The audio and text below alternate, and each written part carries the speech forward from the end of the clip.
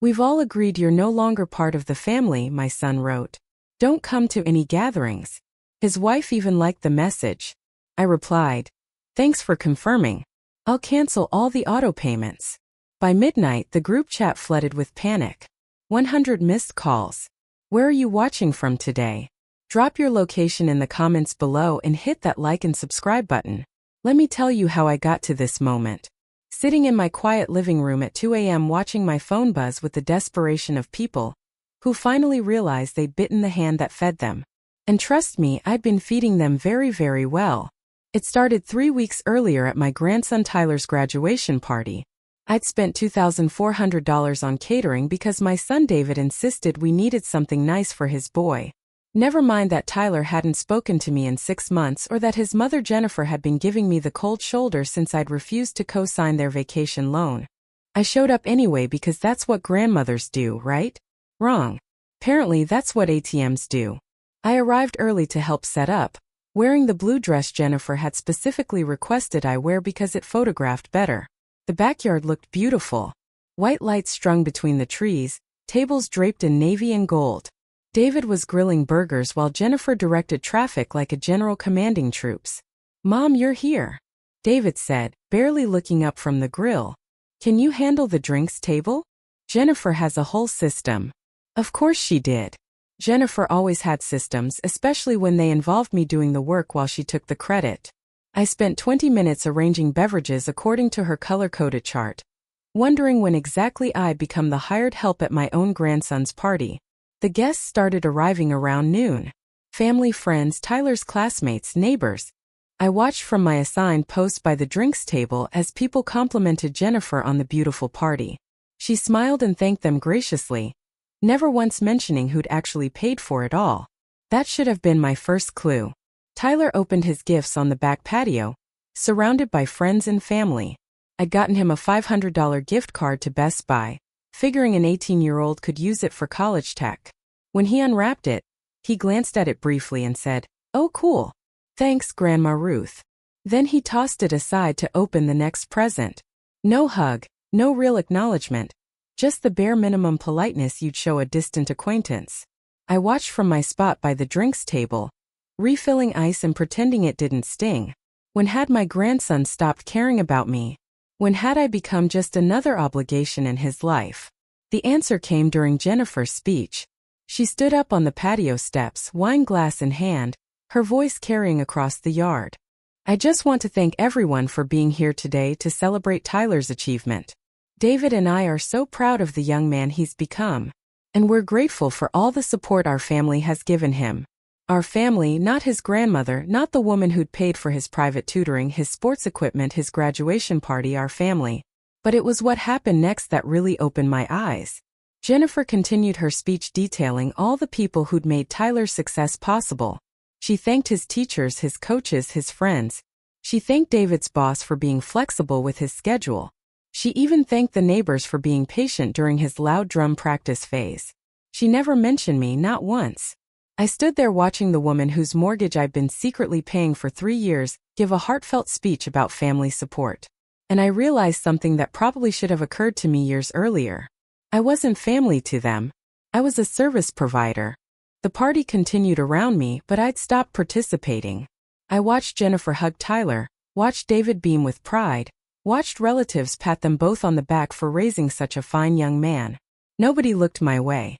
Nobody seemed to notice I was there at all. As the afternoon wore on, I found myself doing mental math. The catering bill, the deposit for Tyler's freshman dorm, the monthly transfers to David and Jennifer's account that they thought I didn't know they knew about, the car insurance I paid for Tyler's Honda, the credit card bills I'd quietly handled when David's construction business hit rough patches. By my calculations, I'd invested approximately $47,000 in Tyler's life over the past 4 years alone. Apparently, that bought me the privilege of standing by the drinks table, invisible and unacknowledged. The final straw came when I overheard Jennifer talking to her sister by the dessert table. Thank God Tyler got into State University. Jennifer was saying the tuition is so much more reasonable than those private schools. And with David's income stabilizing, we should be able to handle it without too much stress. Her sister nodded sympathetically. So expensive these days. How are you managing? Jennifer lowered her voice. Conspirator ally. Well, between you and me, David's mother helps out sometimes. Nothing major, but every little bit counts. Nothing major. 3 years of mortgage payments, thousands in emergency loans, Tyler's entire graduation party. Nothing major. I set down the pitcher I was holding and walked quietly to my car. Nobody noticed me leave. Why would they? The ATM had served its purpose for the day. That night, I sat in my kitchen with my laptop open, staring at my bank's autopay screen. Mortgage payment to David and Jennifer. $247 monthly. Car payment for Tyler's Honda, $3,788 monthly. Family cell phone plan, $240 monthly. Various credit card minimums for David's business expenses, $890 monthly. For 3 years, I've been quietly covering $4,350 every month in expenses for a family that apparently didn't consider me part of their circle. That's when my phone buzzed with the group chat message that changed everything. David had created a family group chat a year earlier, supposedly to keep everyone connected: Jennifer, Tyler, David's brother Mark, Mark's wife Sarah, and me. It was mostly used for sharing photos and coordinating holiday plans. But this message was different. David: Hey everyone, Jennifer and I have been talking and we think it's time for some boundaries. Mom, we've decided you're no longer part of our immediate family unit. We need space to grow as a nuclear family without interference. Please respect our decision and don't come to future gatherings. I stared at the message, reading it 3 times to make sure I understood correctly. Then I watched as Jennifer liked it. Mark liked it. Sarah liked it. Even Tyler, my grandson, who I'd supported through 18 years of life, liked the message. That's when I typed my response. Thanks for confirming. I'll cancel all the auto payments. And then I did exactly that. Mortgage payment canceled. Car payment canceled. Cell phone plan canceled. Credit card autopays canceled. All of it. Every automatic transfer that had been quietly flowing from my account to theirs for years. By midnight, my phone had 47 missed calls and 73 text messages. The group chat had exploded with panic. Suddenly, everyone wanted to talk to the woman they just excluded from the family. But I was done talking. I turned off my phone and went to bed, sleeping better than I had in years. Tomorrow would bring consequences. But tonight, for the first time in decades, I felt like I mattered again, even if it was just to myself. The pounding on my front door started at 7:23 a.m. I know the exact time because I was sitting at my kitchen table, sipping coffee, and watching the sunrise through my window when the sound shattered the peaceful morning. Through the peephole I could see David's face, red and angry. Behind him stood Jennifer, arms crossed, looking like she was preparing for war. I considered not answering, but curiosity got the better of me. After all, 12 hours ago I apparently wasn't family. Now here they were on my doorstep at dawn. Mom, what the hell have you done? David's voice cracked as I opened the door. I stepped back to let them in, noting how Jennifer pushed past me without so much as a greeting. They were both still in yesterday's clothes, looking like they hadn't slept. Good. Maybe they'd spent the night learning what real stress felt like. I did exactly what you asked, I said calmly. You wanted boundaries. You got them. Jennifer whirled around, her carefully styled hair now a mess. You can't just cancel everything. Do you know what you've done? I poured myself another cup of coffee, deliberately not offering them any. Let them stew in their panic while I enjoyed my morning routine. I've respected your wishes. You said I'm not family, so I stopped acting like family. David slumped into my kitchen chair without invitation. Mom, you don't understand. The mortgage payment is due tomorrow. If it doesn't go through, then I suppose you'll need to make other arrangements, I interrupted like actual adults do. The silence that followed was delicious. For years I'd watched them take my financial support for granted, never once acknowledging the sacrifices I'd made to keep their lives comfortable. Now they were getting a taste of reality, and it was bitter medicine. Jennifer found her voice first. Ruth, this is ridiculous. We had a family disagreement, but that doesn't mean you should destroy our financial stability. Oh, I think you're confused, I said, settling back into my chair. I'm not destroying anything. I'm simply no longer participating in your financial stability. There's a difference. The look that passed between David and Jennifer spoke volumes. They'd been counting on my money without ever actually asking for it. assuming my support was unconditional and eternal. Well, conditions had definitely changed. Look, David said, running his hands through his hair. Maybe we were harsh yesterday. We were emotional about Tyler leaving for college, worried about becoming empty nesters. We didn't mean to hurt you. Actually, you did, I replied. You meant every word. You just didn't expect consequences. Jennifer tried a different approach, her voice honey with fake concern. Ruth, we're family. Family works through problems together. We don't abandon each other over misunderstandings. I almost laughed. The woman who'd liked a message excluding me from the family was now lecturing me about abandonment. The irony was thick enough to cut with a knife. You're right, Jennifer. Family doesn't abandon each other. So, tell me, when exactly did you start considering me family again? Was it when you realized your mortgage payment was canceled, or when Tyler's car payment bounced? David's phone buzzed. He glanced at it and pal dead. The bank's calling. They're asking about the missed payment. Better answer it, I suggested. Wouldn't want to damage your credit rating. As David stepped outside to take the call, Jennifer moved closer to me.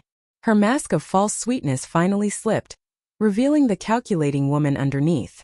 You can't do this to us, Ruth. We have obligations.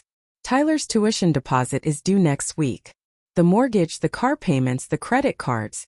We can't cover all of this alone. Then perhaps you should have thought about that before excluding me from your family circle, I said. Amazing how quickly circumstances can change your perspective. Isn't it? She leaned forward, her voice dropping to a whisper. What do you want? Money? An apology? What's it going to take to fix this? And there it was. The question that revealed everything about their relationship with me. In Jennifer's mind, I was a problem to be solved, a situation to be managed. She genuinely couldn't understand that this wasn't about negotiation. It was about dignity. I want you to leave, I said simply. David came back inside, his face ashen. They're starting foreclosure proceedings if we miss another payment. Mom, please. We need your help. No, you need my money. There's a difference. I stood up and walked to my front door, opening it meaningfully. I think we're done here. You have your boundaries and I have mine. Jennifer's composure finally cracked completely. This is insane. You're destroying your own family over hurt feelings. I'm not destroying anything, I said. I'm just no longer rebuilding what you tear down every day. They left, but not before Jennifer turned back with one final threat. You'll regret this, Ruth. When Tyler needs help with college, when David's business struggles, when we lose the house because of your selfishness, you'll regret it. I closed the door and locked it. Regret. The only thing I regretted was waiting so long to find my backbone. My phone rang within minutes. Tyler's name flashed on the screen. Grandma Ruth. His voice was small, uncertain. For the first time in months, he sounded like the little boy who used to spend weekends at my house. Dad says you're not helping with my car payment anymore. That's right, sweetheart. But I don't have a job yet. How am I supposed to make the payments? It was a fair question, and part of me ached hearing the confusion in his voice. But Tyler was 18 now, legally an adult, and yesterday he'd liked a message that cut me out of his life. I suppose you'll need to find employment, I said gently. Most college students work part-time to cover their expenses. This is because of that stupid group chat thing, isn't it? Grandma, I didn't mean anything by it. I was just, going along with what everyone else was doing. And there was the truth that hurt most of all. He hadn't excluded me because he was angry or hurt. He'd done it because it was easier than standing up to his parents because I didn't matter enough to defend. Tyler, I love you. I always will. But loving someone doesn't mean enabling them to treat you badly. So, you're punishing me because my parents are idiots? The question caught me off guard. Maybe Tyler understood more than I'd given him credit for. I'm not punishing anyone, I said. I'm teaching all of you that actions have consequences, that people, even grandmothers, have limits. After I hung up, I made myself a sandwich and sat down with a legal pad. If I was going to rebuild my life without being anyone's ATM, I needed a plan. First, I called my financial advisor, Margaret Chen. We'd worked together for 15 years, and she'd been diplomatically questioning my family's financial dependence for at least 5 of those years. Ruth, she said warmly, I saw some unusual account activity yesterday. Is everything all right? Everything's perfect. Margaret, I need to schedule a meeting to discuss redirecting some of my automatic payments permanently. There was a pause. The family support payments. All of them. Another pause. Then something that sounded suspiciously like relief in her voice. How about tomorrow morning? I think we have a lot to discuss. That evening my phone rang every 20 minutes. David, Jennifer, Tyler, even Mark and Sarah calling to mediate the situation. I let them all go to voicemail. At 11 p.m., a new message appeared in the family group chat. David, Mom, please call me back. We can work this out. I know we hurt you, but we're family. Family forgives. Family forgives. But family also respects. Family also appreciates. Family also considers each other's feelings before making unilateral decisions about who belongs and who doesn't. I typed back one final message. Family is a two-way street. You'll figure out what that means when you're ready. Then I left the group chat entirely. For the first time in 3 years, I fell asleep without worrying about someone else's bills. It was a beautiful feeling. But something told me this was just the beginning of a much larger reckoning.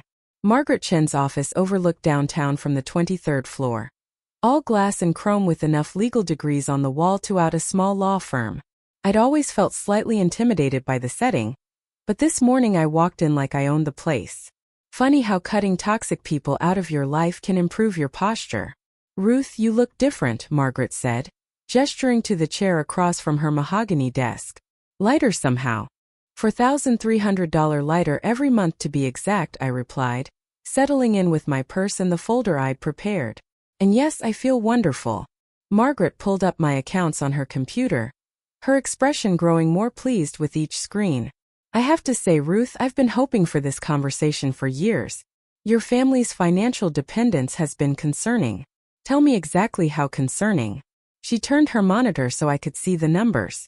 In the past 5 years, you've transferred approximately $287,000 to various family members. Your retirement savings growth has been stunted by constant withdrawals. At your current age, you should be accumulating wealth, not depleting it. I stared at the figure. $287,000. Almost $300,000 I'd given to people who just told me I wasn't family. What would my net worth be if I hadn't made those transfers? Margaret clicked through several screens running calculations. Conservatively, you'd have about $840,000 more in your retirement accounts. With proper investment growth, potentially over $1 million. $1 million. I'd essentially given away $1 million retirement to fund my family's lifestyle. And they'd repaid me by cutting me out of their lives. Margaret, I want to make some changes. Big ones. Over the next hour, we restructured my entire financial life. The mortgage payment money would now go into a high-yield savings account. The car payment money would fund a new travel fund. The family cell phone money would cover my own increased insurance and healthcare costs. But the credit card autopays presented an interesting opportunity. These business expenses David's been charging, Margaret said, reviewing the statements. Are you aware that some of these look questionable? I leaned forward. What do you mean? Restaurant charges at expensive steakhouse, golf course fees, a weekend at a casino resort in Atlantic City. Either David's business involves a lot of entertainment, or he's been using your money for personal expenses. The betrayal cut deeper than I'd expected. Not only had they been taking my money for granted, they'd been misusing it. David had been living it up on my dime while telling everyone I helped out sometimes. Margaret, I want you to have our attorney send a formal accounting request. I want to know exactly what David's been charging to those credit cards for the past 3 years. Are you considering legal action? I'm considering all my options. We spent another hour setting up new investment strategies, updating beneficiaries on my accounts, and discussing my long-term financial goals. For the first time in years, those goals didn't include supporting ungrateful adult children. As I was leaving, Margaret handed me a business card. Ruth, I'd like you to meet someone, Eleanor Hartwell. She's a personal coach who specializes in helping women reclaim their power after difficult family situations. I think you two would hit it off. I walked out of that building feeling like a different woman. The afternoon sun seemed brighter, the air cleaner. I had plans now. Goals that didn't revolve around other people's needs. My phone buzzed with a text from Jennifer. Ruth, Tyler's car was repossessed this morning. He's devastated. How could you do this to your own grandson? I stared at the message, waiting for the guilt to hit. Instead, I felt something unexpected. Relief.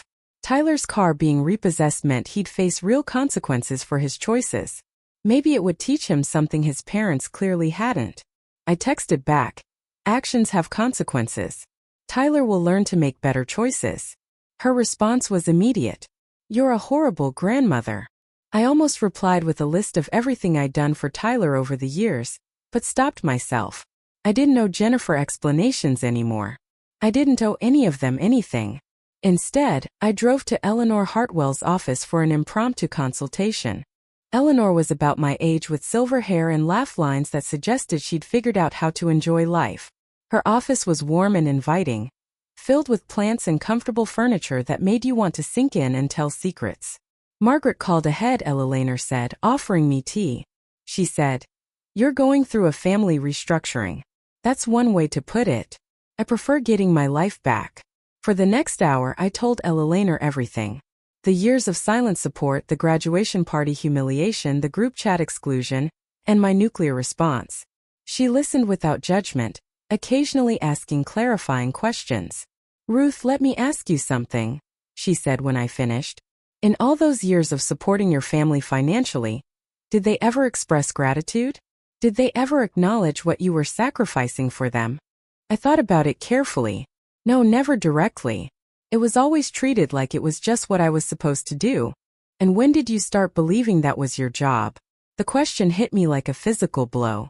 When had I started believing that my value as a mother and grandmother was measured by my willingness to solve everyone's financial problems? I think after my husband died, I said slowly. David was struggling with his new business. Jennifer was pregnant with Tyler. They needed help and I had life insurance money. Felt good to be needed.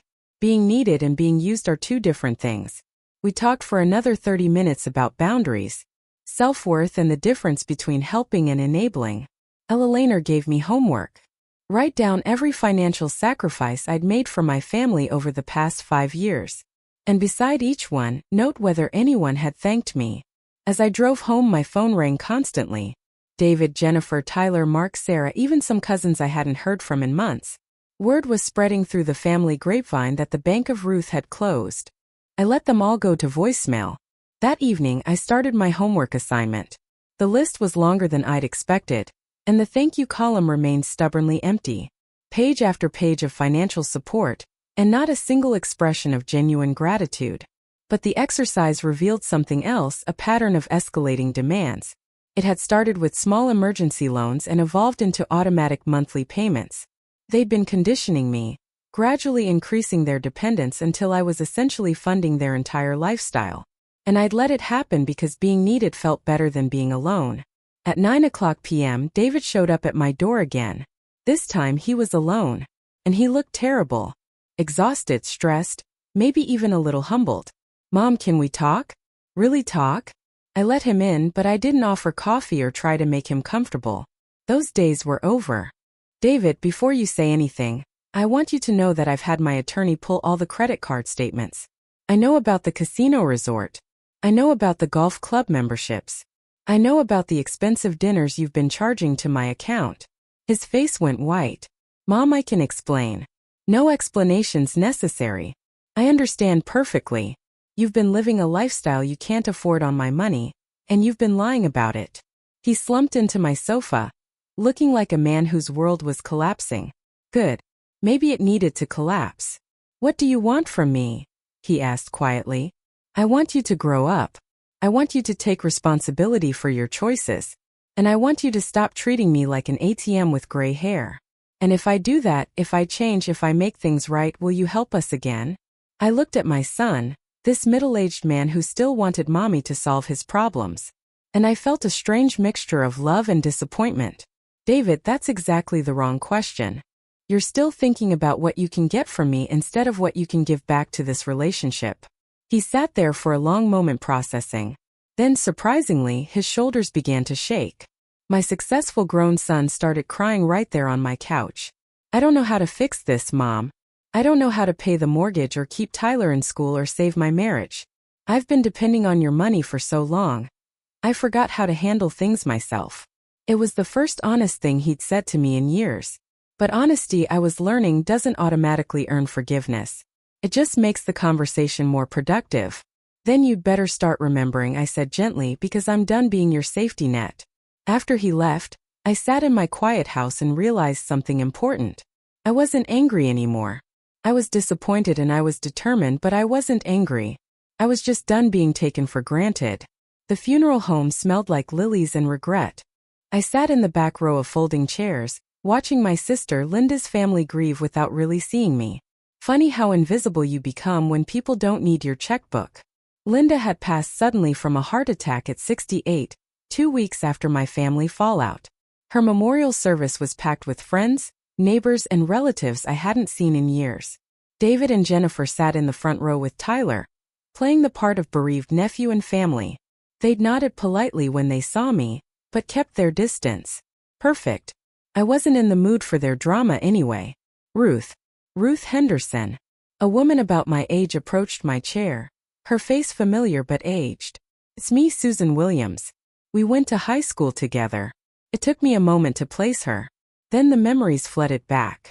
Susan Peterson, cheerleader, prom queen. The girl who'd married her high school sweetheart and moved to California before graduation. Susan, my goodness, it's been 40 years. 42? She laughed, settling into the empty chair beside me. I moved back east last year after my husband passed. I'm living in Millbrook now, about an hour from here. We caught up quietly during the service. Susan had raised 3 children in California, worked as a nurse for 30 years, and recently become a widow. Her kids were scattered across the country, busy with their own lives. They're good kids, she said. But they treat me like I'm fragile now, like I might break if they don't manage every detail of my life. I understood that feeling completely. After the service, Susan and I found ourselves at the same table during the reception. David made a brief appearance to pay his respects, but he was clearly uncomfortable with my presence. Good. Let him squirm. Your son seems nervous, Susan observed, watching David retreat to the opposite side of the room. We're going through a family adjustment period, I said diplomatically. Susan raised an eyebrow. That sounds like code for something interesting. I found myself telling her the whole story. The years of financial support, the graduation party humiliation, the group chat exclusion, and my decision to cut off funding. Susan listened with growing amazement. You've been paying their mortgage for 3 years, she asked. Ruth, that's incredible, and not in a good way. I'm starting to realize that. My oldest son tried something similar last year. Susan said, asked me to co-sign a loan for a boat. A boat? When I said no, he accused me of being selfish with his inheritance, as if my money was already his. What did you do? Susan smiled wickedly. I bought myself a boat, a beautiful little sailboat that I keep at the marina. Every weekend I post pictures of myself sailing with my new friends. My son doesn't ask for money anymore. We exchanged phone numbers before leaving, making plans to meet for lunch the following week. As I drove home, I realized I felt better than I had in months. Susan understood. She'd faced similar family manipulation and found a way to reclaim her life. Maybe I wasn't alone in this after all. The next morning brought an unexpected visitor.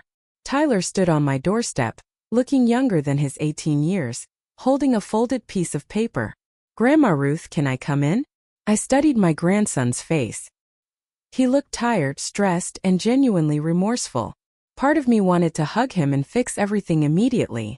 The other part reminded me that he'd like that message just as enthusiastically as the adults. Come in, Tyler. We should talk. He settled nervously on my sofa, still clutching the paper. I wrote you a letter, he said, offering it to me.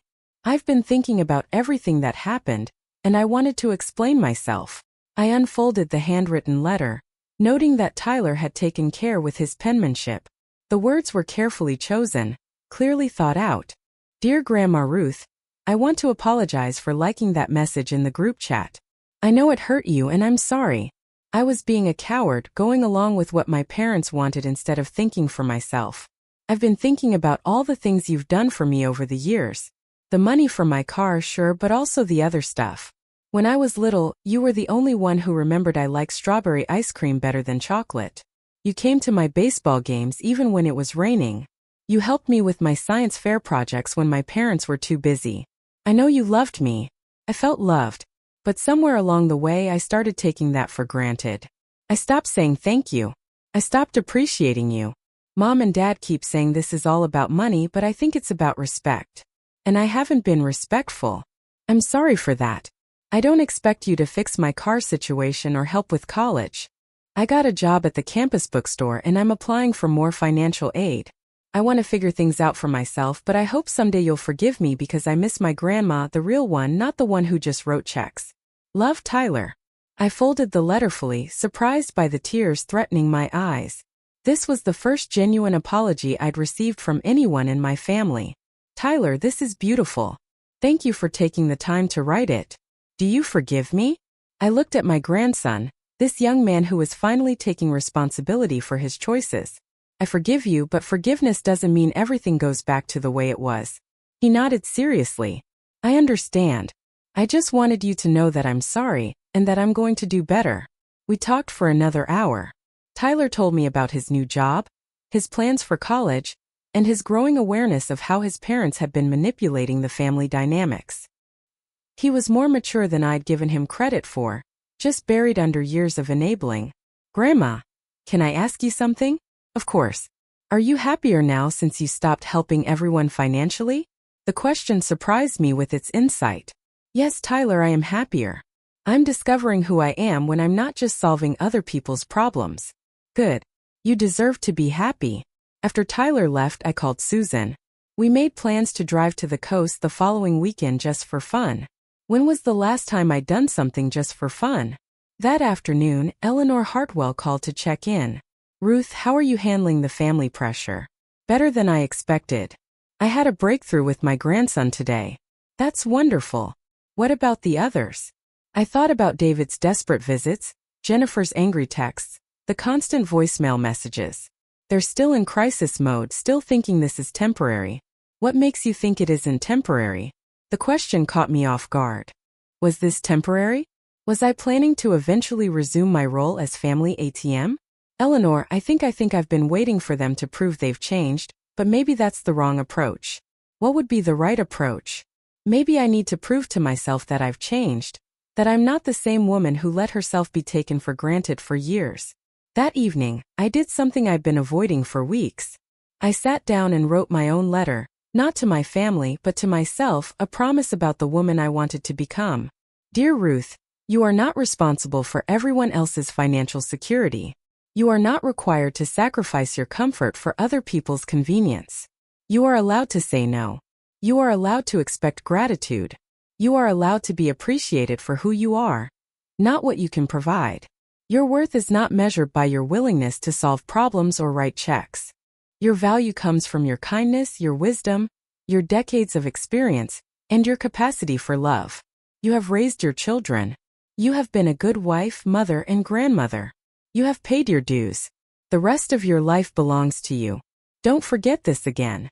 Love yourself. I folded the letter and put it in my jewelry box next to my mother's pearl earrings and my wedding ring, a reminder of who I was becoming. That night, I slept peacefully for the first time since Linda's funeral, and in my dreams I was sailing on a beautiful boat with new friends while my phone sat silent on the dock. The next morning would bring new challenges, but I was ready for them. I was finally ready to live my own life.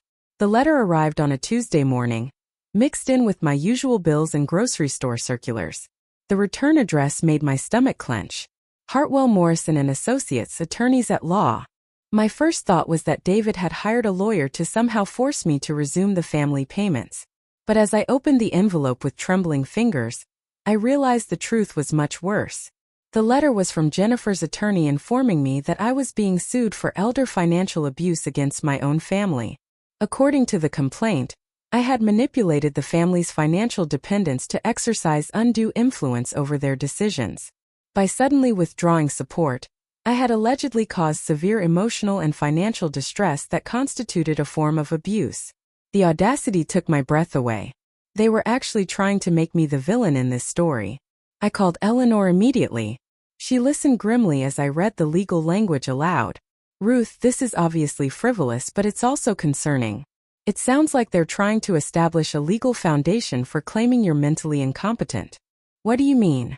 If they can convince a court that your financial decisions are erratic or harmful, they might try to get conservatorship over your assets. It's a common scam families run on elderly relatives. My blood ran cold. They weren't just trying to get my money back. They were trying to take control of all of it. Elainer, what do I do? First, don't panic. Second, call Margaret Chin immediately. Third, get yourself the best attorney money can buy. If they want to play legal games, let's make sure you win. I spent the rest of the day assembling my defense team. Margaret recommended a family law attorney named Patricia Morse who specialized in elder financial abuse cases. Patricia was sharp, experienced, and immediately grasped the situation. Mrs. Henderson, your daughter-in-law has made a serious miscalculation, Patricia said during our emergency meeting. Not only is this lawsuit baseless, it's actually backfired. By filing these claims, she's created a legal record of her family's financial dependence on you. That's going to be very useful for our countersuit. Countersuit? Patricia smiled grimly. Oh yes, we're going to sue them for financial exploitation of an elderly person. 3 years of mortgage payments, credit card abuses, and manipulation. We have a very strong case. Over the next week, we built our defense systematically. Margaret provided detailed financial records showing the pattern of family dependence. Eleanor documented the emotional manipulation. Patricia gathered evidence of David's business expense abuses, but the most damaging evidence came from an unexpected source. Tyler called me on Thursday evening, his voice shaky with anger. Grandma Ruth, I need to tell you something about the lawsuit. Tyler, you don't have to get involved in this. Yes, I do because I know something they don't think I know. He told me about a conversation he'd overheard between his parents and Jennifer's lawyer. They'd been coaching him on what to say if called as a witness, instructing him to claim that I'd been confused and erratic in recent months. They wanted him to suggest that my financial decisions showed signs of mental decline. They want me to lie, Grandma. They want me to help them steal your money by claiming you're losing your mind. The betrayal was breathtaking in its scope. They weren't just taking my money. They were trying to take my autonomy, my dignity, my very right to make my own decisions. Tyler, would you be willing to testify about what you overheard? Absolutely. I'm done protecting them. What they're doing is evil. That weekend, Susan drove up to visit and provide moral support. We sat in my garden drinking wine and planning my counterattack. You know what I find most amazing about this whole situation? Susan said, refilling our glasses. What's that? They're spending money they don't have on lawyers to try to get money they're not entitled to. It's like watching someone dig their own grave with a gold shovel.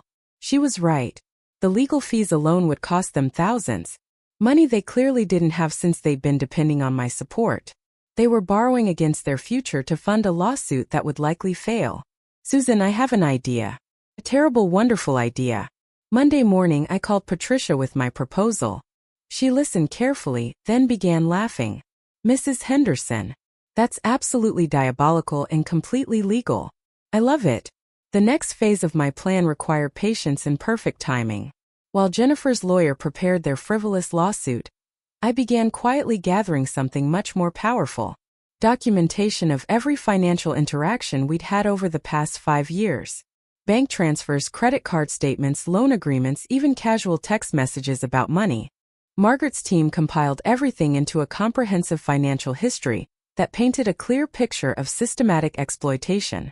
But the coup de grace came when Patricia's investigator discovered something Jennifer probably thought I'd never find out about.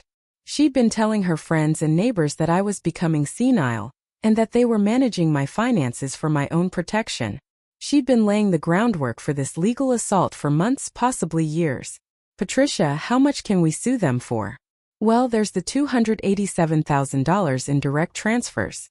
Then there's interest and penalties, emotional distress, legal fees. And if we can prove fraudulent intent, she calculated rapidly, we could be looking at over $500,000. $500,000 more than they'd ever be able to repay. And if they can't pay, then we start seizing assets. The house, the cars, the business equipment, everything goes to satisfy the judgment. That afternoon, I did something that felt both terrifying and exhilarating. I authorized Patricia to file our countersuit immediately, asking for full damages and requesting an emergency hearing to freeze all of David and Jennifer's assets pending the outcome. Mrs. Henderson, are you sure you want to go nuclear? Patricia asked. I thought about the group chat message about Tyler's car being repossessed while they planned their legal assault. About years of thankless financial support followed by accusations of mental incompetence. Patricia, they fired the first shot. I'm just making sure it's the last shot of the war. The papers were served that evening while David and Jennifer were having dinner at their favorite restaurant. According to the process server, Jennifer actually shrieked when she read the countersuit. They called me within an hour, both of them shouting through the speakerphone. Mom, this is insane. David's voice was pitched high with panic. You're trying to destroy us. No, David. I'm trying to protect myself from people who've been systematically exploiting me for years. We never exploited you, Jennifer screamed. We loved you. We included you in our family. You included my bank account in your family. There's a difference. The conversation devolved into threats and accusations, but I hung up, feeling oddly calm. For the first time in this entire mess, I was playing offense instead of defense. That night, Ella Laner called to check on me. Ruth, how are you feeling about escalating things legally? Honestly, I feel powerful. For years, I've been reacting to their demands, their crises, their emotional manipulation. Now I'm setting the terms. And if they apologize, if they try to make amends. I thought about that carefully. Eleanor, I think we're past apologies. They tried to have me declared mentally incompetent to steal my money. That's not a mistake or a misunderstanding. That's a calculated assault on my dignity and freedom. So what's your endgame? My endgame is showing them that actions have consequences. That you can't treat people badly and expect them to keep enabling you forever. And what about Tyler? Tyler was the one part of this situation that still caused me pain. But even that was getting clearer. Tyler's learning that sometimes doing the right thing means standing up to the people you love. It's a hard lesson but an important one. The legal battle would take months to resolve. But I already felt like I won something more important than money. I'd won back my self-respect. Tomorrow would bring new challenges, but tonight I was sleeping in my own bed, in my own house, making my own decisions about my own life. For the first time in years, I felt like I was exactly where I belonged. The mediation conference was scheduled for 9 a.m. on a gray November morning. Patricia had prepared me thoroughly, but walking into that sterile conference room still felt like entering a battlefield.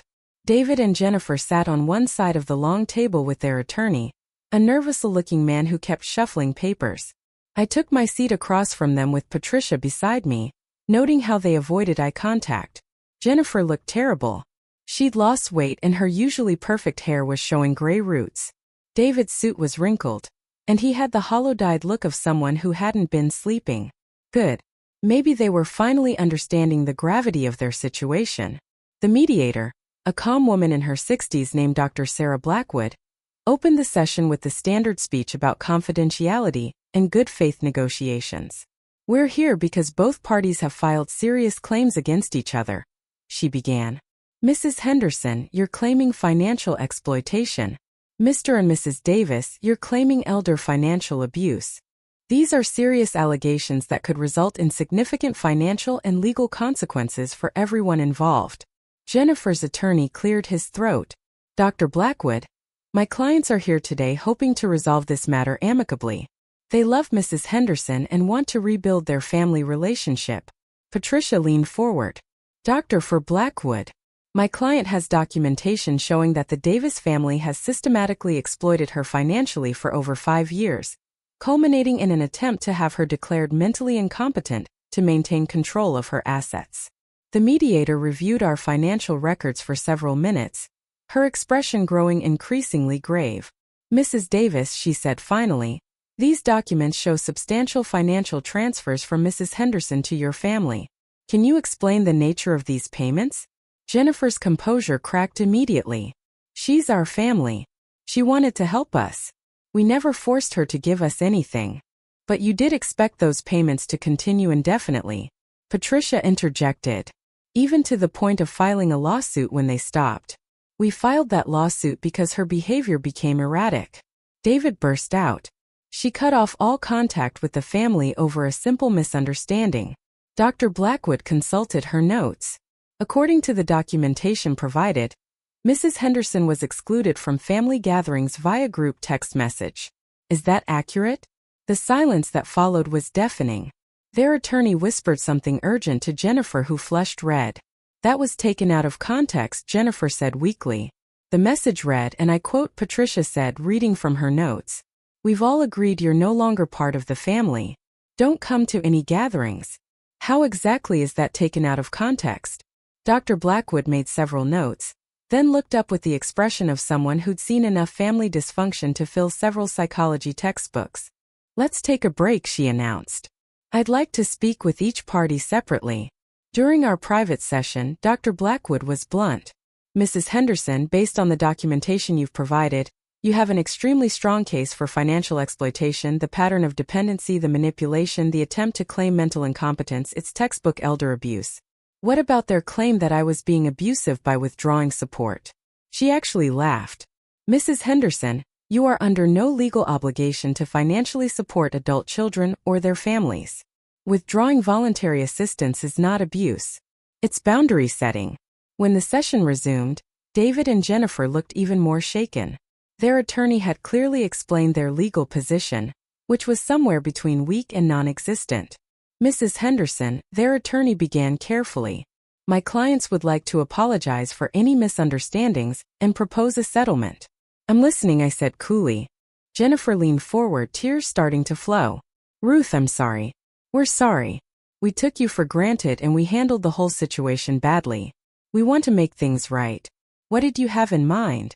David pulled out a handwritten document. We've prepared a formal apology acknowledging our mistakes. We'll drop our lawsuit immediately, and we'll agree to a structured repayment plan for the money you've given us over the years. Patricia examined the document, her eyebrows rising. Mrs. Henderson, they're proposing to repay $50,000 over 10 years. That's less than 20% of what you've actually provided, and it doesn't include interest or legal fees. I stared at my son, this man who'd once been a little boy who brought me dandelions and told me he loved me every night at bedtime. David, do you have any idea how much money I've given your family over the past 5 years? He shifted uncomfortably. I know it's been substantial. $287,000 plus interest. That's over $320,000 in today's dollars. The number hit the room like a bomb. Jennifer actually gasped. Their attorney looked like he wanted to disappear. You're offering to repay $50,000 of the $320,000 you've taken from me, and you think that's fair? Mom, we don't have that kind of money, David said desperately. We've been living paycheck to paycheck. Living paycheck to paycheck on my paycheck. I corrected. David, you've been charging casino trips and golf memberships to my credit cards while telling people I help out sometimes. That's not paycheck to paycheck living. That's fraud. Jennifer tried a different approach. Ruth, what about Tyler? He's your grandson. Do you really want to destroy his family over money? The manipulation was so blatant it was almost impressive. Appeal to my love for Tyler to guilt me into accepting their inadequate offer. Jennifer, let me be very clear about something. Tyler will always be welcome in my life, regardless of what happens between us. But he's also learning an important lesson about consequences and integrity, something you apparently never taught him. Dr. Blackwood intervened. Let's focus on realistic solutions. Mrs. Henderson, what would you need to see to consider settling this matter? I looked across the table at David and Jennifer. These people who'd been so casual about taking my money, and so vicious about attacking my competence when I stopped providing it. Full repayment of all documented transfers, plus legal fees and interest, a formal admission of financial exploitation, and a binding agreement that they will never again contact me asking for financial assistance. Their attorney went pale. Mrs. Henderson, that's over $500,000. My clients don't have those resources. Then perhaps they should have thought about that before filing a frivolous lawsuit claiming I'm mentally incompetent. Jennifer dissolved into tears. Ruth, you're asking us to lose everything. Our house, our cars, David's business. You risked everything when you decided to bite the hand that fed you. I replied calmly. I'm simply allowing you to face the natural consequences of your choices. The mediation continued for another 2 hours, but the positions were clear. They wanted me to accept pennies on the dollar and pretend the whole thing had been a misunderstanding. I wanted full accountability and actual consequences. As we were packing up to leave, David made one last desperate plea. Mom, please. I know we screwed up, but we're still family. Don't destroy us over this. I looked at my son, really looked at him, and felt a strange mixture of love and disappointment.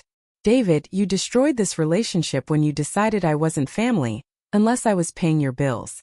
I'm just declining to keep funding my own mistreatment. Walking out of that conference room, I felt something I hadn't experienced in years. Complete control over my own life. No more guilt. No more manipulation. No more trying to buy love from people who saw me as an ATM. Patricia was practically glowing. Mrs. Henderson, that was magnificent. They have no legal ground to stand on and they know it. What happens next? They have 30 days to respond to our settlement demand. If they refuse, we go to trial and likely get everything we asked for plus punitive damages. That evening, Tyler called. Grandma, I heard about the mediation. Are you okay? I'm better than okay, sweetheart. I'm finally free. What does that mean? It means I'm done letting other people define my worth based on what I can do for them. It means I'm going to spend the rest of my life being appreciated for who I am, not what I can provide. And our relationship, Tyler, you and I are fine. You apologize sincerely.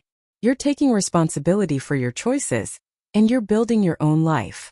That's all I ever wanted from any of you. After we hung up, I poured myself a glass of wine and sat in my garden, watching the sunset paint the sky in brilliant oranges and purples. Tomorrow might bring more legal challenges, more family drama, more attempts at manipulation. But tonight, I was exactly where I wanted to be, free, independent, and finally in control of my own story. The envelope was hand-delivered on a Thursday afternoon, dropped off by a nervous-looking teenager who disappeared before I could tip him. Inside was a single sheet of expensive stationery, bearing the letterhead of Davis Construction LLC, David's business. The letter was typed, formal, and devastating. Dear Mom, we've made our decision. We're not accepting your settlement terms, and we're not dropping our lawsuit. Our attorney has advised us that we have a strong case for elder financial abuse, and we're prepared to take this matter to trial. Furthermore, we've hired a forensic accountant to examine all financial transactions between us over the past 5 years. We believe we'll be able to prove that you used money as a weapon to control our family's decisions. We're also pursuing a competency evaluation. Your recent erratic behavior and vindictive legal actions suggest cognitive decline that requires professional assessment. This ends now. Either you restore our financial arrangements and drop your frivolous countersuit, or we'll see you in court. David and Jennifer Davis. I read the letter twice, then set it down and started laughing. Not bitter laughter or angry laughter, but genuine amusement at the sheer audacity of it all. They were doubling down after everything we'd discovered. After all the evidence Patricia had compiled, they were actually trying to intimidate me into submission. I called Patricia immediately. They want a war, Patricia said after I read her the letter. Perfect. I love it when opposing counsel makes my job easier. How is this making your job easier? Because they just put their threats in writing. Attempting to coerce an elderly person through legal intimidation is a felony in this state. We can now add criminal charges to our civil suit. Criminal charges? Oh, Mrs. Henderson, we're not just going to take their money anymore. We're going to take their freedom. That afternoon, Patricia filed additional motions with the court, including a request for criminal investigation of the Davis family's actions. She also expedited our asset freezing request, effectively locking down everything they owned pending the trial outcome. The phone started ringing at 6 p.m. David, hysterical and barely coherent. Mom, what have you done? The bank just froze our accounts. We can't pay the mortgage. We can't pay our employees. We can't pay anything. David, you sent me a letter threatening to have me declared mentally incompetent. What did you think would happen? This is insane. You're destroying innocent people over hurt feelings. Innocent people? I almost choked on the irony. David, you've spent 5 years systematically exploiting me financially, then tried to have me declared mentally incompetent when I stopped enabling you. In what world does that make you innocent? Jennifer grabbed the phone. Ruth, please. We have employees depending on us. People will lose their jobs because of your vindictiveness. Then perhaps you should have considered that before escalating this situation. We can't take back what we wrote. Please, we'll accept your settlement terms. We'll agree to anything. It was too late for that and we both knew it. They'd crossed a line by threatening my mental competency, and there was no walking that back. Jennifer, you had multiple opportunities to resolve this reasonably. You chose aggression instead. Now you'll live with the consequences. I hung up and immediately called Eleanor. Ruth, how are you handling the escalation? Honestly, I feel powerful. For the first time in this whole mess, I'm not reacting to their moves. I'm making the moves. Are you concerned about the family relationships?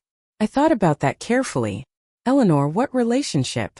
For 5 years, they've seen me as a resource to be managed. When I stopped being useful, they tried to have me declared incompetent. That's not a relationship worth preserving. What about Tyler? Tyler remained the one bright spot in this disaster. He called earlier to tell me he'd been subpoenaed to testify, and was actually looking forward to it. Grandma, I want to tell the truth about what they did, about how they talked about you, how they planned this whole thing. People need to know.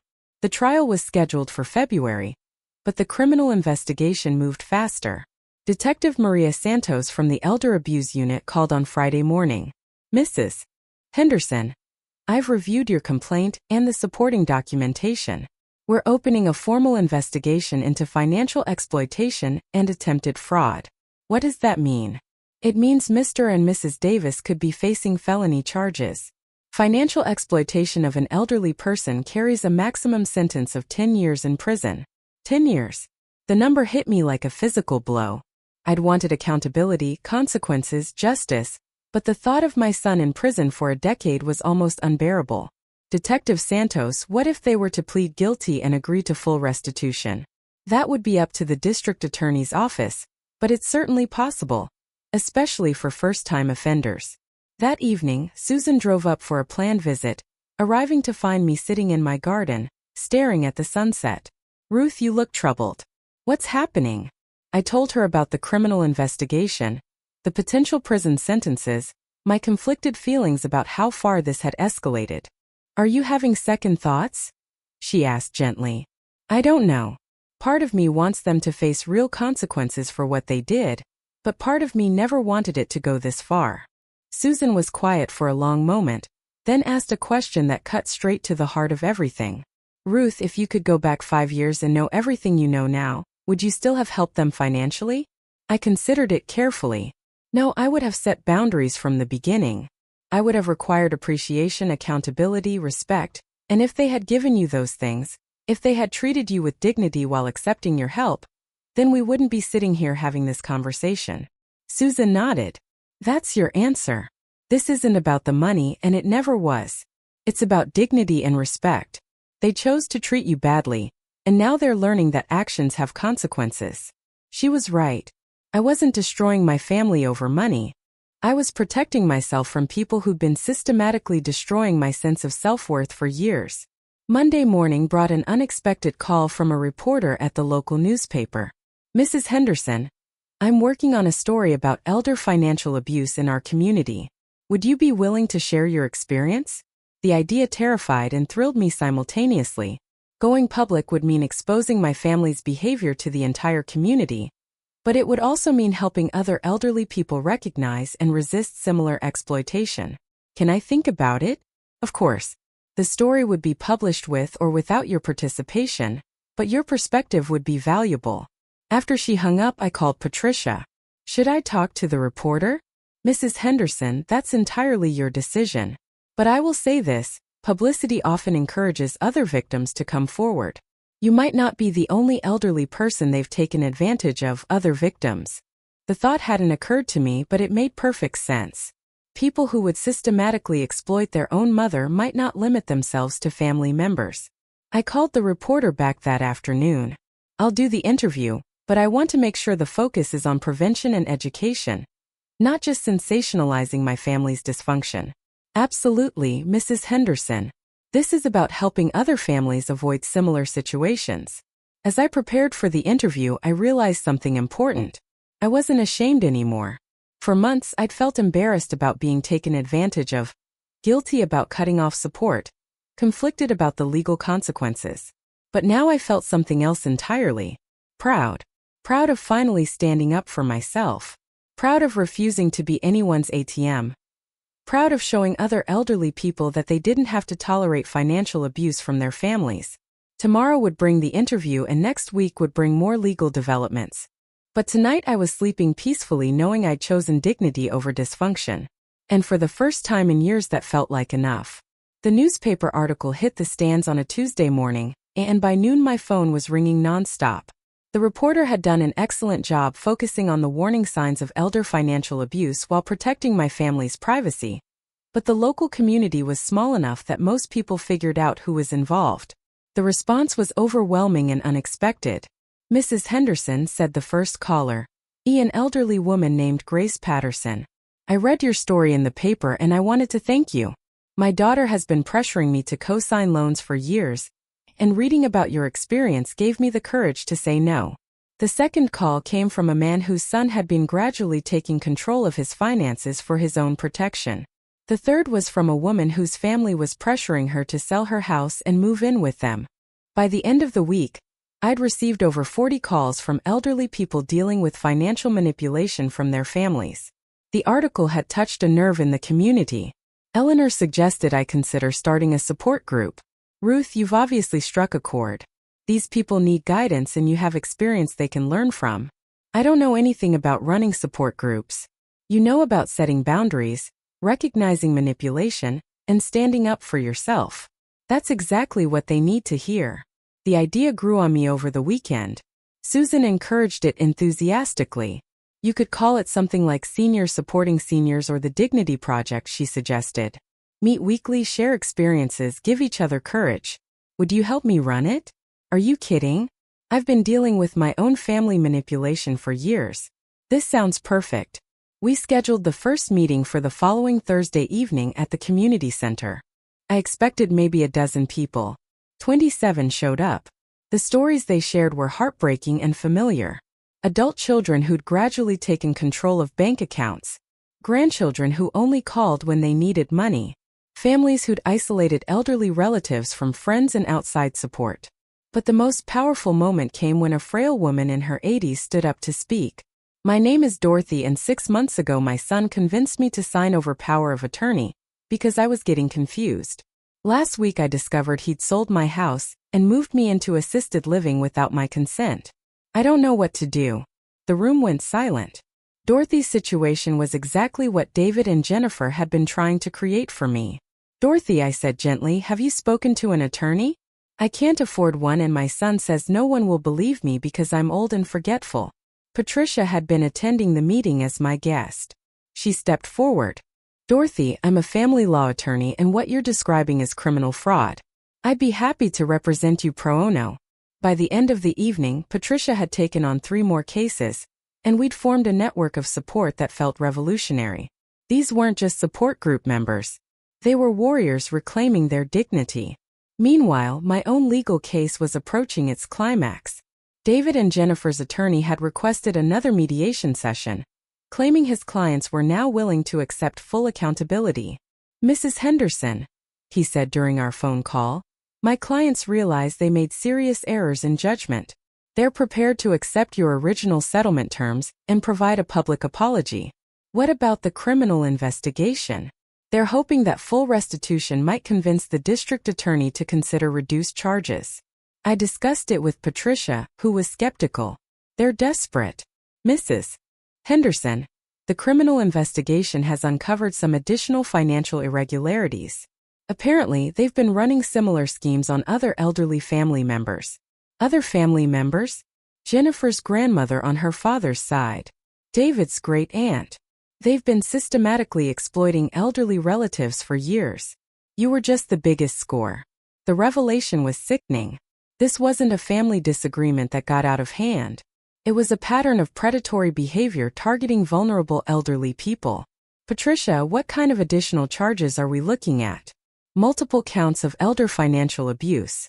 Elder fraud conspiracy. If convicted on all counts, they could be facing 20 to 30 years combined." 20 to 30 years. The numbers felt surreal. My son and daughter-in-law could spend decades in prison for what started as unpaid mortgage assistance.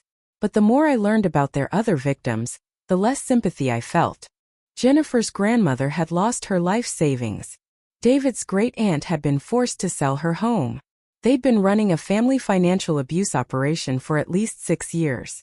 The second mediation session was scheduled for the following week. This time, David and Jennifer arrived looking defeated, accompanied by a different attorney and a financial advisor. Mrs. Henderson, their new attorney, began. My clients want to make a full confession and complete restitution to all victims.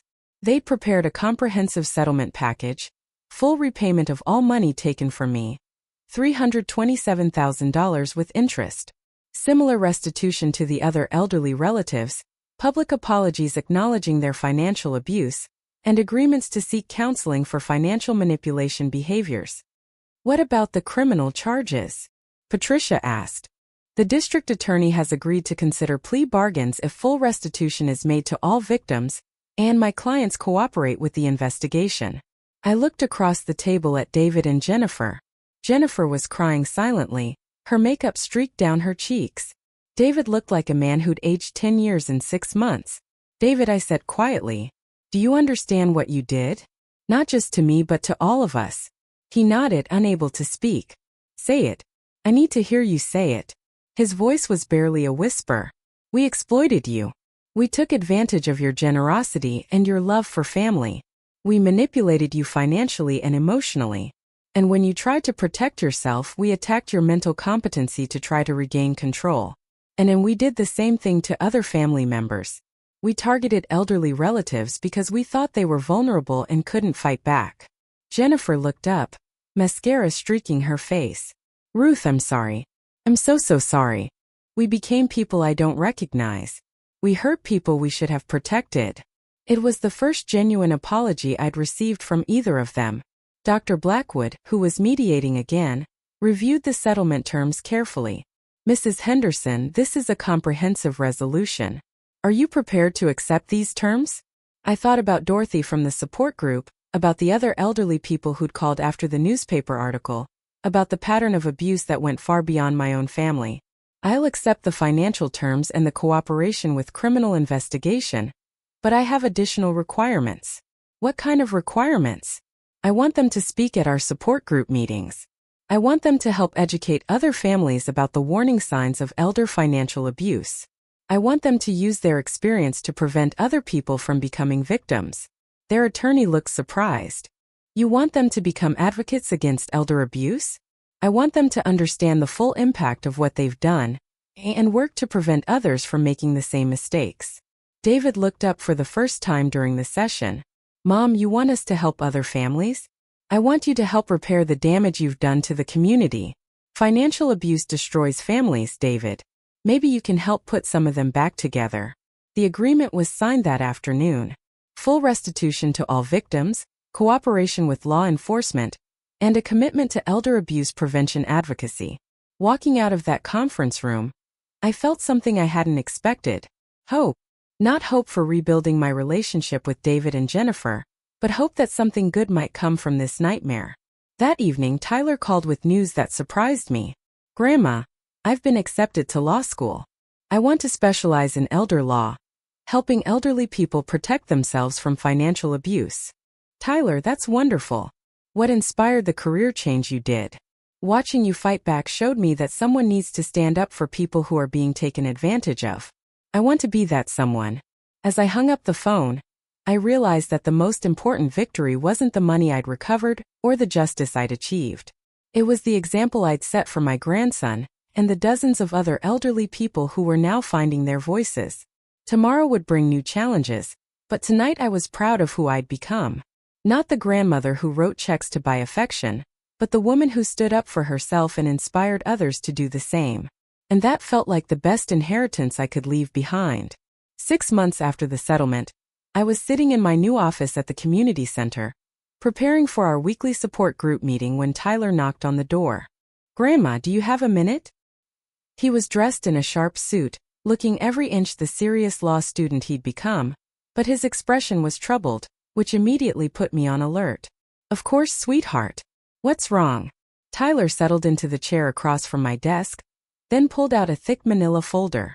I've been doing some research for my elder law class looking into financial abuse cases, and I found something you need to see. He opened the folder, revealing what looked like court documents and newspaper clippings. Remember how Dad and Jennifer said they'd only been doing this for a few years? Well, I dug deeper into public records. Grandma, they've been running this scam for over a decade. My blood went cold. What do you mean? Tyler spread out the documents methodically. Jennifer's first husband before she married Dad. She convinced his elderly father to sign over power of attorney in 2009. The old man died 6 months later, and Jennifer inherited everything. The family contested the will, but by then the money was gone. I stared at the documents trying to process what I was seeing. Tyler, are you saying Jennifer has done this before? Not just Jennifer. Dad too. Remember his first business? The one that failed right before he married Jennifer. I found bankruptcy records. He'd been charging elderly clients for home repairs, taking their money up front, then declaring bankruptcy to avoid completing the work. The room started spinning. This wasn't a family that had gradually fallen into bad financial habits. This was a systematic pattern of elder abuse going back more than a decade. How many victims? Tyler's face was grim. At least 12 that I can document. Probably more. Grandma, they've been targeting elderly people their entire adult lives. I reached for my phone to call Patricia, but Tyler stopped me. There's more. Something that's going to hurt. He pulled out a final document. This one newer than the others. Last week, Jennifer filed for divorce from Dad. But here's the thing. She's claiming that the elder abuse was all his idea, that she was just following his lead. She's trying to cut a deal with the district attorney to testify against him in exchange for reduced charges. The betrayal was stunning. After everything they'd done together, Jennifer was now throwing David under the bus to save herself. Where's your father now? He's moved back in with Uncle Mark temporarily. He's been calling me, wanting to meet and explain everything. I think he's finally ready to tell the whole truth. I agreed to meet David that evening at a neutral location, a quiet diner on the edge of town where we could talk privately. He was waiting when I arrived, looking haggard and defeated. Mom, thank you for coming. I know you don't owe me anything. I slid into the booth across from him, noting how much weight he'd lost, how gray his hair had become. Tyler told me about Jennifer's plea bargain and about the other victims. David's shoulders sagged. So, I know some of it. I want to hear the rest from you. For the next 2 hours, David told me a story that was even worse than I'd imagined. Jennifer had been running elder abuse scams since her early 20s, targeting wealthy elderly people through dating sites, church groups, and community organizations. She'd refined her techniques over the years, becoming expert at identifying vulnerable targets and gaining their trust. She taught me everything, David said, his voice hollow. How to spot elderly people who were isolated. How to gradually gain control of their finances. How to make them dependent on us emotionally so they'd keep giving. David, you're talking about predatory behavior. You were deliberately targeting vulnerable people. I know that now, but at the time, Jennifer made it seem like we were just accepting generosity from people who wanted to help family. She had a way of justifying everything. What about me? Was I just another target? David looked up and I saw tears in his eyes. You were different. You're my mother. I love you. But Jennifer convinced me that you wanted to help. That taking your money was just letting you feel useful and needed for 5 years. David, you let me pay your bills for 5 years while treating me like hired help. I know. And I hate myself for it. Mom, I want to make this right. How? David pulled out his own folder of documents. I've been working with a private investigator documenting all of Jennifer's previous victims. I want to help them get their money back. I want to testify against her in court. I want to make sure she never does this to another family. The conversation continued until almost midnight. David told me about elderly victims who'd lost life savings, about families torn apart by Jennifer's manipulations, about a pattern of abuse that spanned multiple states and countless victims. Why are you telling me all this now? I asked finally, because Tyler made me realize something. He said you didn't fight back just for the money. You fought back to protect other people from going through what you went through. And he's right. If I don't help stop Jennifer, she'll just find new victims. A week later, I sat in the district attorney's office with Patricia, Tyler, and David as prosecutors outlined their expanded case against Jennifer. With David's cooperation, they'd identified 17 additional victims and recovered evidence of a sophisticated elder abuse operation. Mrs. Henderson, the lead prosecutor, said, Your decision to fight back has potentially saved dozens of future victims. Jennifer Wright, that's her real name by the way, has been running these scams across multiple states for over 15 years. Wright wasn't even her real last name. She'd been using false identities, fake references, and forged documents to gain credibility with her targets. What kind of sentence is she looking at? With the additional charges and the pattern of predatory behavior, we're looking at 40 to 60 years. She'll likely die in prison. David flinched at the number but didn't object. He'd made his choice to cooperate fully, understanding that justice sometimes required painful sacrifices. The support group meeting that Thursday was larger than usual. Word had spread about the criminal investigation and several people had driven from neighboring counties to attend. Dorothy, whose son had stolen her house, stood up to share an update. I wanted everyone to know that thanks to Patricia and this group, I got my house back. My son has been arrested and I'm living independently again. The applause was thunderous. Dorothy had become a symbol of what was possible when elderly people refused to be victims. But more importantly, she continued, I've learned that age doesn't make us powerless. It makes us experienced, and experience is the best weapon we have against people who try to take advantage of us. After the meeting, Tyler pulled me aside. Grandma, I've been thinking about something. This support group, the legal work you're doing, the advocacy, it's become bigger than just our family situation. What do you mean? I mean, you've started a movement. People are calling you the Dignity Grandmother online. There are support groups starting in other cities modeling themselves after ours. You've become a symbol. A symbol. The idea was both flattering and terrifying. Tyler, I just wanted people to stop taking advantage of me. And in the process, you've shown thousands of other elderly people that they don't have to tolerate abuse either. That's bigger than just our family, Grandma. That's changing the world. As I drove home that night, I thought about the strange turns my life had taken. A year ago, I'd been a lonely widow writing checks to buy family affection. Now I was leading a movement, helping elderly people across the country find their voices and reclaim their dignity. The road ahead still held challenges. Jennifer's trial was scheduled for next month, and there would likely be more victims coming forward. David was facing his own legal consequences, though his cooperation had earned him a more favorable plea agreement. But for the first time in years, I felt like I was exactly where I was supposed to be. Not as someone's ATM or enabler, but as an advocate for people who'd been forgotten and dismissed. And tomorrow I'd wake up ready to fight for them again. The courtroom was packed on the morning of Jennifer's sentencing. I sat in the front row with Tyler, Patricia, and 6 other elderly victims who traveled from across the state to see justice served. After 18 months of legal proceedings, this was finally the end. Jennifer looked smaller than I remembered, dressed in an orange jumpsuit with her hair pulled back severely. The woman who'd once commanded my kitchen and controlled my family's finances now sat shackled at the defendant's table, awaiting her fate. Judge Margaret Steinberg was known for her tough stance on elder abuse cases. She'd reviewed all the evidence, heard from 17 victims, and listened to David's testimony about the scope of Jennifer's operations. Ms. Wright, the judge began, using Jennifer's real name. You have been convicted of multiple counts of elder financial abuse, fraud, identity theft, and conspiracy. The evidence shows a pattern of predatory behavior spanning over 15 years and affecting dozens of elderly victims across multiple states. I watched Jennifer's face remain expressionless. As the judge continued, the court has received victim impact statements from 23 elderly people whose lives you've destroyed. You've stolen life savings, destroyed family relationships, and left vulnerable people homeless and destitute.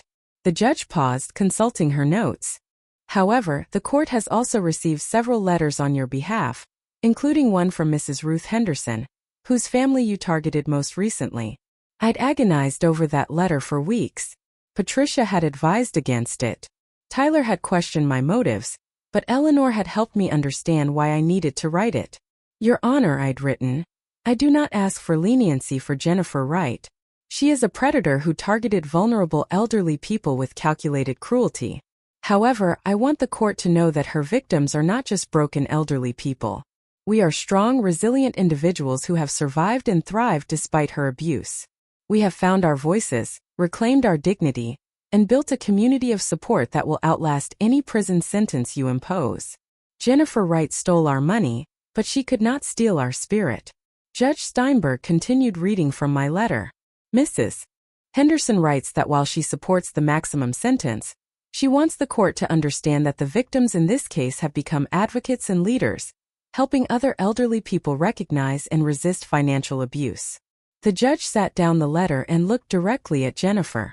Miss Wright, based on the severity of your crimes, the pattern of predatory behavior, and the extensive harm you've caused to vulnerable victims, this court sentences you to 55 years in federal prison without the possibility of parole. 55 years. Jennifer would die in prison. There was no visible reaction from Jennifer, but I felt something I hadn't expected. Not satisfaction but resolution. The woman who tried to steal my dignity and destroy my family's future would never hurt another elderly person. After the hearing, the victims gathered outside the courthouse for what had become an impromptu support meeting. Dorothy was there along with Grace Patterson and several others from our Thursday group. What happens now? Asked Eleanor Murphy, a woman whose daughter-in-law had stolen her jewelry collection. Now we keep fighting. I said this was never just about Jennifer or my family. This was about showing elderly people everywhere that they don't have to tolerate abuse. Tyler approached with a newspaper reporter who'd been covering the case. Mrs. Henderson, how do you feel about the sentence? I feel like justice has been served, but more importantly, I feel proud of what all the victims accomplished by speaking up. We showed that elderly people are not helpless targets.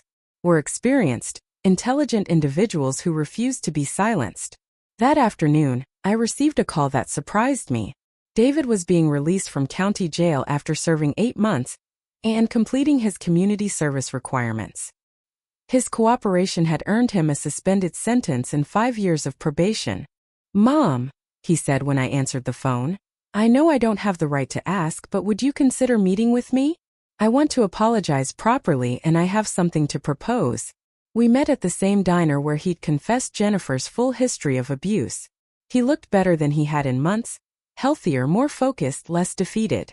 Mom, I know I can never fully make up for what I did to you and the others, but I want to try. What did you have in mind? David pulled out a business plan, professionally prepared and detailed. I want to start a nonprofit organization focused on elder abuse prevention. I want to use my experience as Jennifer's partner to help law enforcement identify and prosecute financial predators. I reviewed the documents carefully. The plan was comprehensive, well-researched, and potentially very effective. David, this is impressive work. But why should I trust you? Because I understand these schemes from the inside. I know how predators think, how they choose targets, how they gain trust. I can teach elderly people to recognize the warning signs before they become victims. And you work with our support group if you'll have me. Mom, I know I'll never be your son the way I was before all this happened, but maybe I can be something better. Maybe I can be part of the solution instead of part of the problem. Took me several weeks to decide. I consulted with Tyler, with Eleanor, with Patricia, and with the other support group members. The consensus was cautious but supportive. If he's serious about prevention work, Dorothy said, then his insider knowledge could help a lot of people. 6 months later, David's nonprofit, the Dignity Defense Foundation, had helped identify 3 new elder abuse operations and assisted law enforcement in recovering over $400,000 for elderly victims. Our Thursday support group had grown into a network of 17 chapters across 3 states. Tyler had graduated law school and opened a practice specializing in elder law. The newspaper had written a follow-up article calling our movement a model for elder advocacy nationwide. But the moment that meant the most to me came on a quiet Tuesday evening.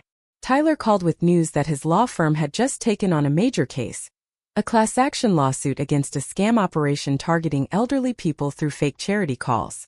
Grandma, we're going to shut down an entire call center that's been stealing from seniors. And it all started because you taught me that elderly people deserve dignity and respect.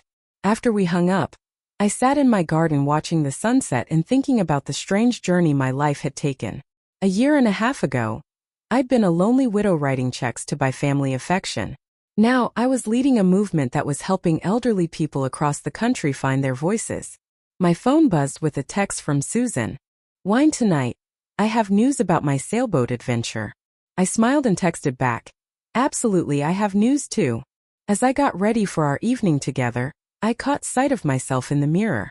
The woman looking back at me wasn't the same person who'd stood in her kitchen 18 months ago, humiliated and excluded from her family's life. This woman stood straighter, smiled more confidently, lived more fully. This woman had learned that dignity wasn't something other people could give or take away.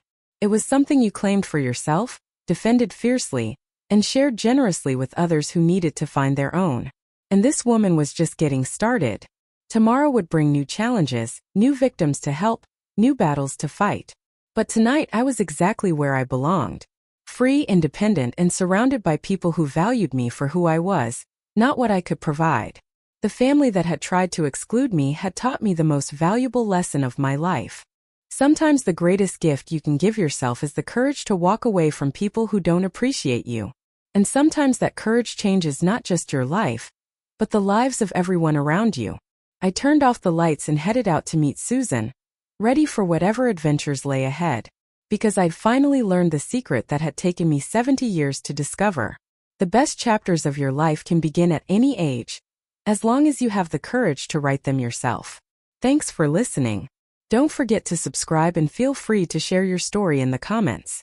Your voice matters. Music.